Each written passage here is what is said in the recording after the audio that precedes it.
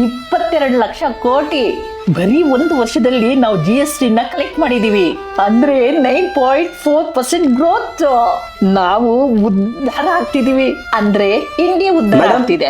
22 ಲಕ್ಷ ಕೋಟಿನ ಅಂದ್ರೆ ಪ್ರತಿ ತಿಂಗಳು 1,84,00,000 ಕೋಟಿ GST ಕಲೆಕ್ಟ್ ಮಾಡ್ತಿದ್ದೀರಾ? ಹೌದು. ಇಷ್ಟು ದುಡ್ಡಲ್ಲಿ ನೀವು ಉದ್ಧಾರ ಆಗ್ತಿದ್ದೀರೋ ಅಥವಾ ಇಂಡಿಯಾನೇ ಉದ್ಧಾರ ಆಗ್ತಿದ್ಯೋ ನನಗೆ ಗೊತ್ತಿಲ್ಲ. ಆದ್ರೆ 1 ಲೀಟರ್ ಪೆಟ್ರೋಲು 110 ರೂಪಾಯಿ, 1 ಲೀಟರ್ ಹಾಲು 60 ರೂಪಾಯಿ ಆಗಿದೆ. ಇನ್ನು ತರಕಾರಿ ರೇಟು ಕೇಳಲೇಬೇಡಿ. ನಾವು ಮಿಡಲ್ ಕ್ಲಾಸ್ ಜನ ಒಂದು ತಿಂಗಳು ಕರೆಂಟ್ ಬಿಲ್ ಕಟ್ಟಕ್ಕೆ ಒದ್ದಾಡ್ತಾ ಇದೀವಿ. ನಾವು ಇದೇ ತರ 5 ವರ್ಷ ಟ್ಯಾಕ್ಸ್ ಕಲೆಕ್ಟ್ ಮಾಡ್ಬಿಟ್ರೆ ಒಂದು ಸ್ಟ್ರಾಂಗ್ ಎಕನಾಮಿನ ಕಟ್ಬೋದು.